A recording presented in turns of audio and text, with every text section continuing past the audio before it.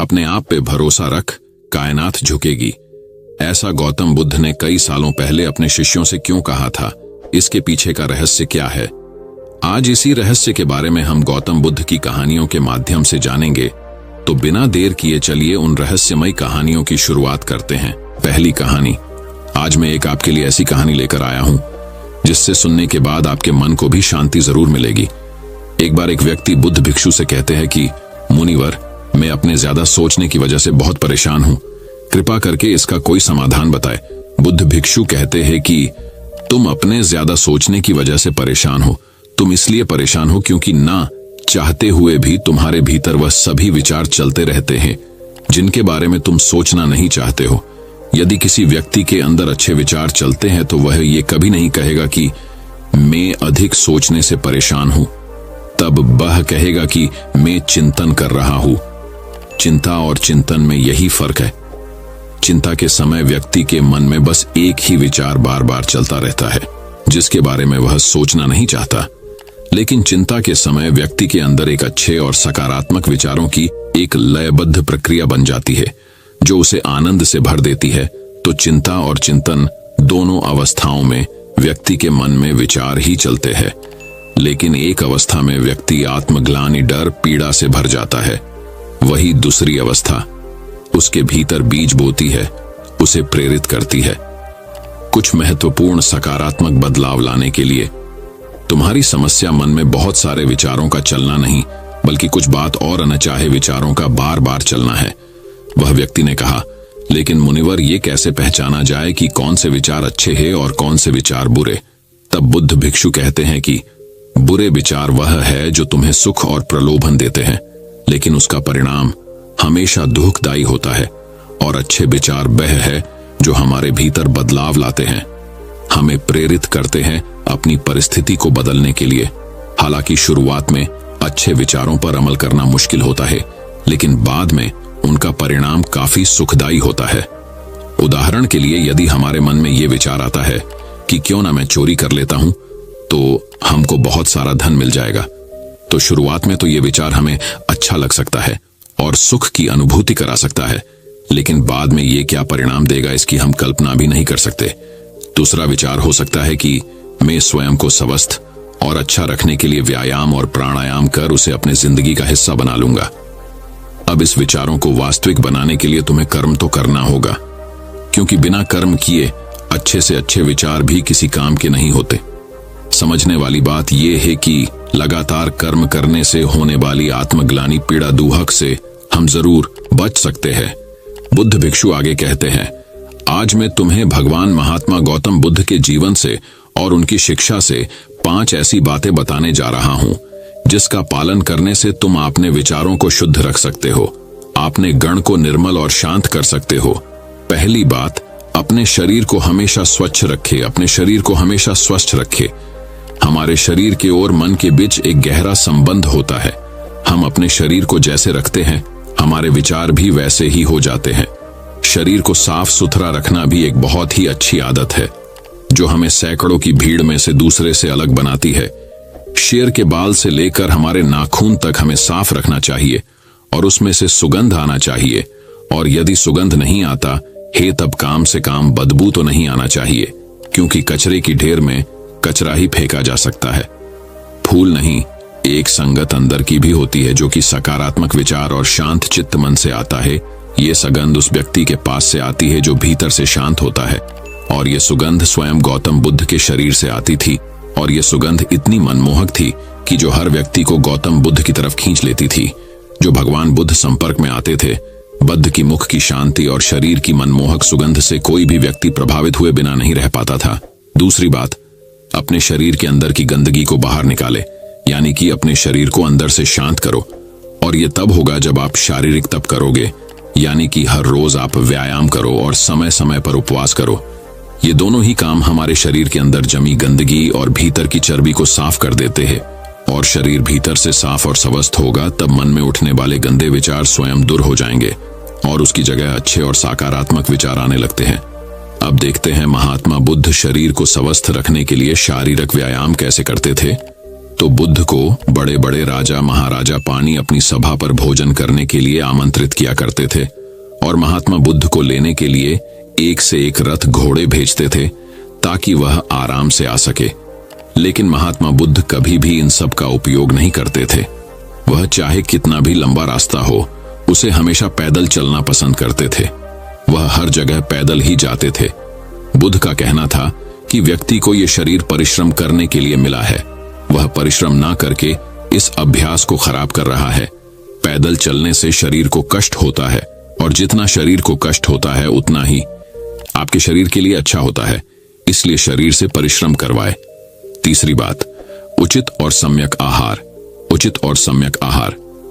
भगवान बुद्ध कहते हैं कि जैसे व्यक्ति का आहार होता है वैसा ही उसका विचार हो जाता है, इसलिए व्यक्ति को हमेशा अच्छा आहार ग्रहण करना चाहिए।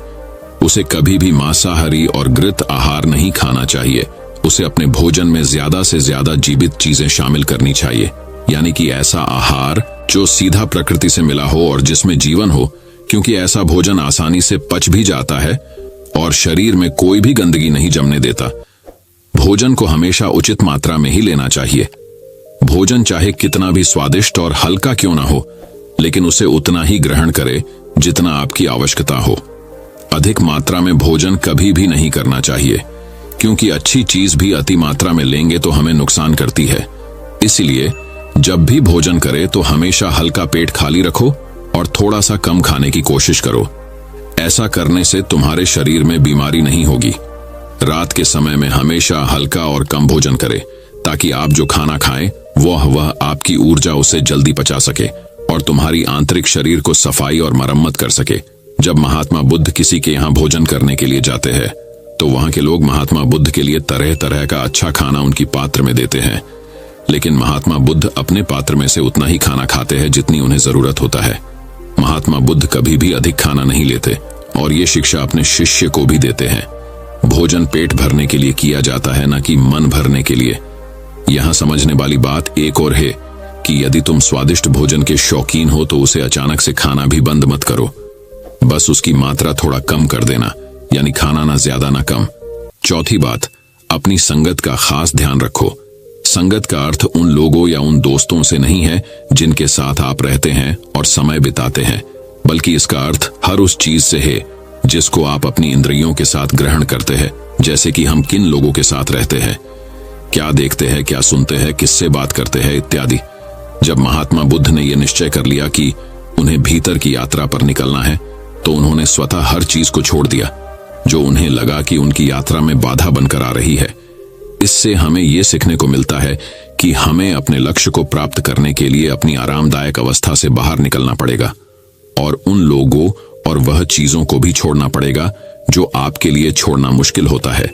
जब सिद्धार्थ बुद्ध नहीं बने थे, अपने प्रश्न की खोज में थे, तब उन्हें कई राजा महाराजाओं ने आमंत्रण दिया था कि वह महल में आकर रहे और वहां उन्हें कोई भी परेशानी नहीं होगी। गर्मी सर्दी बरसात सबसे बह बचकर रहेंगे और आपको सभी प्रकार की सुख सुविधाएं दी जाएंगी।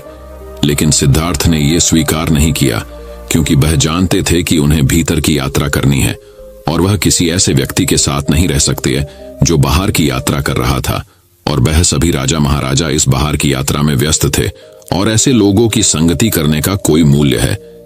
यहाँ सीखने वाली बात यह है कि हमें ऐसे इंसान के साथ संगति नहीं करनी चाहिए जो हमारे लक्ष्य के बीच बाधा बनकर खड़ा हो, फिर वह व्यक्ति चाहे कितना भी धनी शक्तिशाली बलवान बुद्धिमान क्यों ना हो।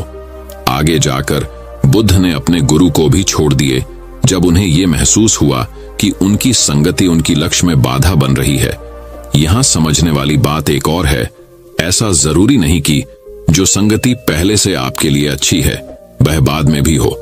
समय और लक्ष्य के अनुसार अपनी संगति को भी बदलना चाहिए। अपने प्रश्न की उत्तर की खोज के दौरान सिद्धार्थ ज्यादातर उन लोगों के साथ अपना समय बिताते थे जो उनकी यात्रा में सहायक हो। पांचवी बात, अच्छा सुने और अच्छा देखे। अच्छा सुने और अच्छा देखे। तुमने जो भी सीखा उसे अभ्यास में लाओ।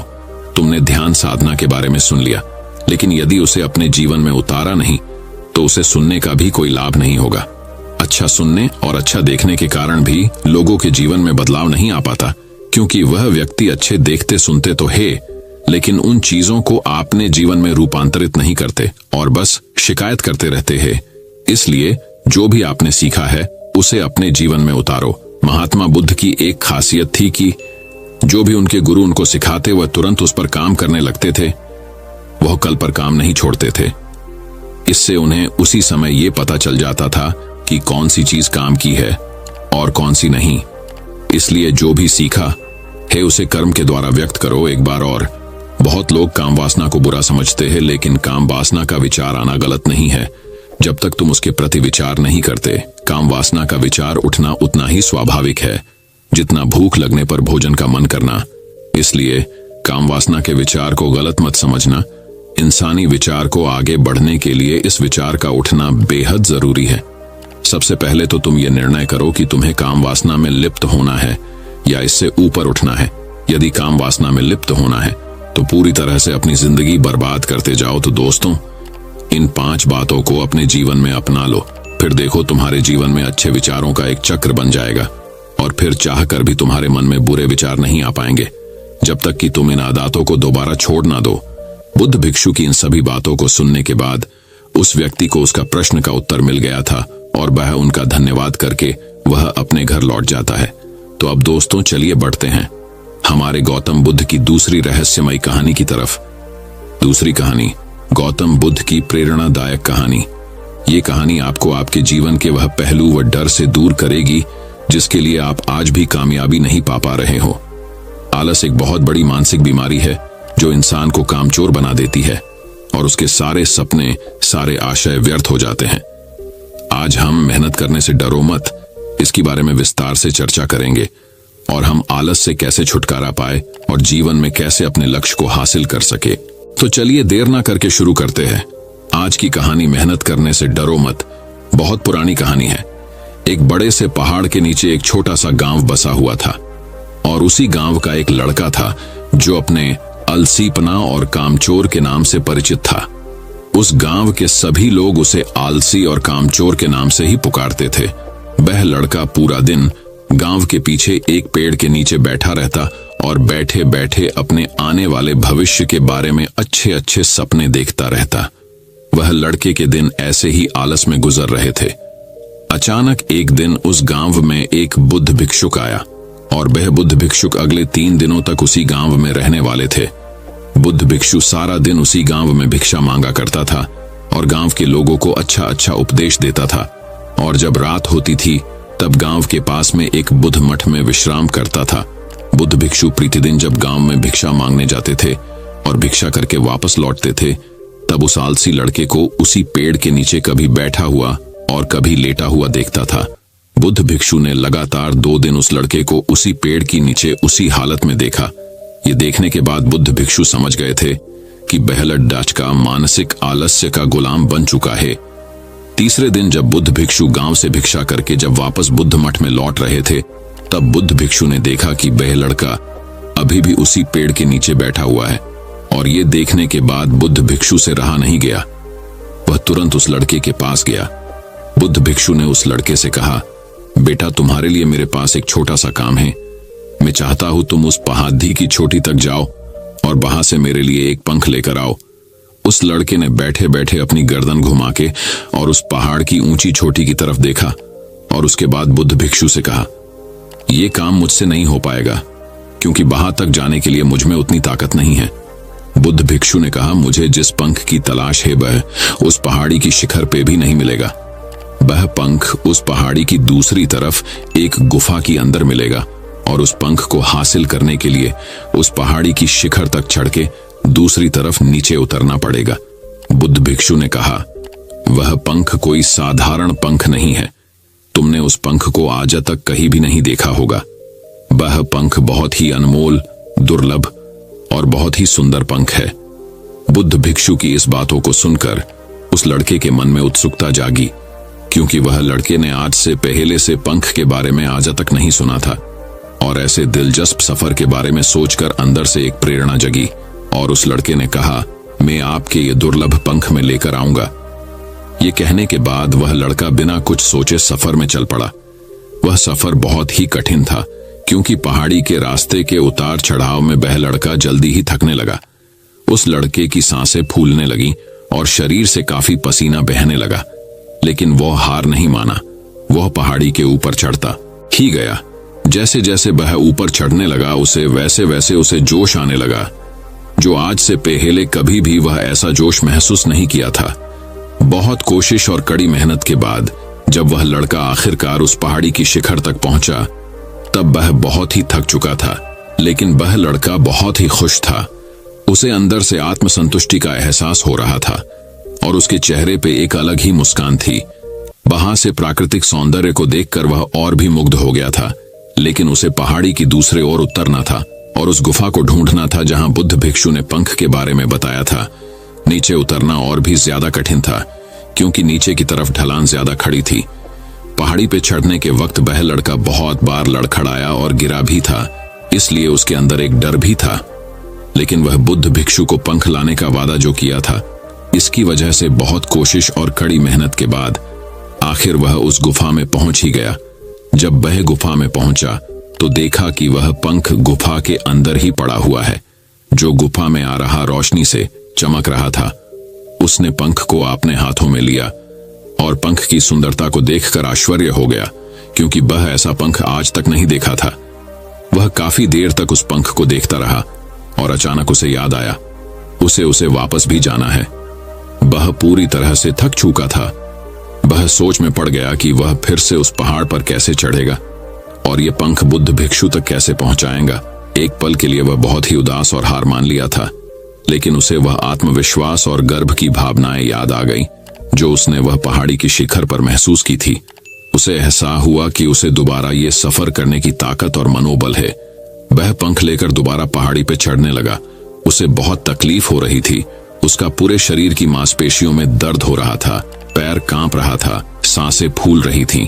वह कई बार लड़खड़ा के गिर भी पड़ा, लेकिन उसने हिम्मत और आत्मविश्वास से आगे चल पड़ा और वह हार नहीं माना। बहुत कोशिश और कड़ी मेहनत के बाद जब वह बुद्ध भिक्षुक के पास पहुंचा और हाथों में उस पंख को रखा, तो उसको बहुत ही खुशी हुई।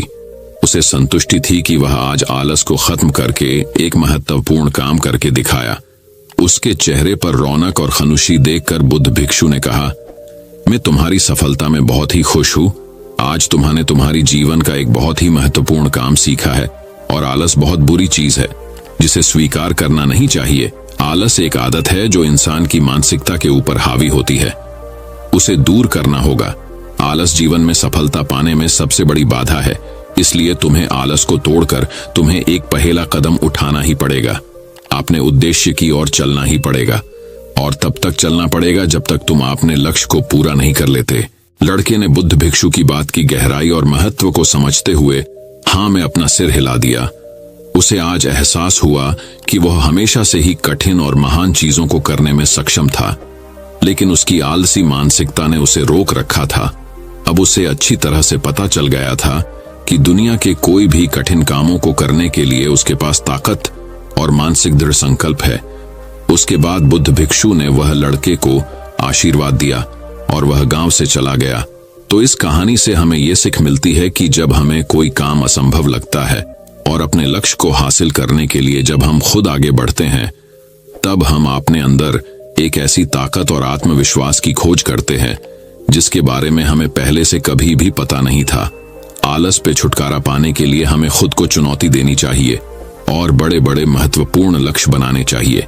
चाहे वह लक्ष्य कठिन क्यों ना हो, हमें हमेशा आगे बढ़ना चाहिए और असफलता का सामना करने के लिए अपने को अंदर से और भी मजबूत होना चाहिए। आलस के ऊपर छुटकारा पाने का मतलब मानसिक विकास को विकसित करना है। इसका मतलब चुनौती और असफलताओं को विकास और कुछ अच्छा सीखने की अवसर में देखना और ना कि हार मानने के रूप में देखना। विकास की मानसिकता को अपनाकर अपनी असफलताओं के बारे में सोचकर एक नया रूप दे सकते हैं और हमारे गलतियों का सुधार उसे सीखने में उपयोग कर सकता है।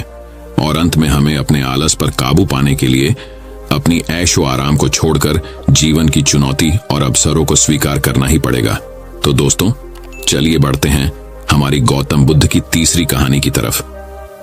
तीसरी कहानी, अप दीपो भव। महात्मा बुद्ध ने कहा है, अप दीपो भव, जिसका मतलब होता है कि अपने दीपक खुद बनो। किसी साधु के आश्रम में एक युवक बहुत समय से रहता था। फिर ऐसा संयोग आया कि उस युवक को आश्रम से विदा होना पड़ा। रात्रि का समय था, बाहर घना अंधेरा था। युवक ने कहा, रोशनी की कुछ व्यवस्था करने की कृपा करें।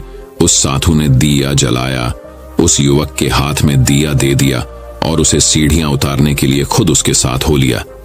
जब वह सीढ़ी पार कर चुका और आश्रम का द्वार भी पार कर चुका तो उस साधु ने युवक को कहा कि अब मैं अलग हो जाता हूं, क्योंकि इस जीवन के रास्ते पर बहुत दूर तक कोई साथ नहीं दे सकता है। अच्छा है कि तुम रात के आदी हो जाओ, इससे पहले कि मैं विदा हो पाऊं। इतना कहकर उस घनी अंधेरी रात में साधु ने युवक के हाथ के दिए को फूंक कर बुझा दिया। युवक घबराकर चिल्ला उठा, यह क्या पागलपन हुआ? अभी तो आश्रम के हम बाहर भी नहीं निकल पाए और आपने साथ भी छोड़ दिया और दिया भी बुझा दिया। रात अंधेरी है और रास्ता अनजान है। साधु ने युवक से कहा, दूसरों के जलाए दिए का कोई मूल्य नहीं है, अपना दिया ही काम देता है। किसी दूसरे के दिए काम नहीं देते।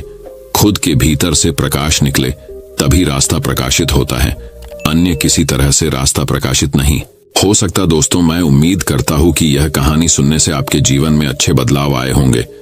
आपको इस वीडियो से क्या सीखने मिला ये कमेंट करके जरूर बताएं और अपने परिवार, दोस्तों या आपके करीबी इंसान के साथ ये कहानी शेयर करके उन्हें भी इस ज्ञान से परिचित करवाएं। बाकी अगर आपको ये वीडियो दिल से अच्छी लगी हो तभी इस वीडियो को लाइक कर देना और आपने अब तक इस चैनल को सब्सक्राइब ना किया हो तो चैनल को सब्सक्राइब भी जरूर कर देना। आपका हर दिन शुभ हो और खुशियों से आपका जीवन भरा रहे। धन्यवाद। नमो बुद्धाय।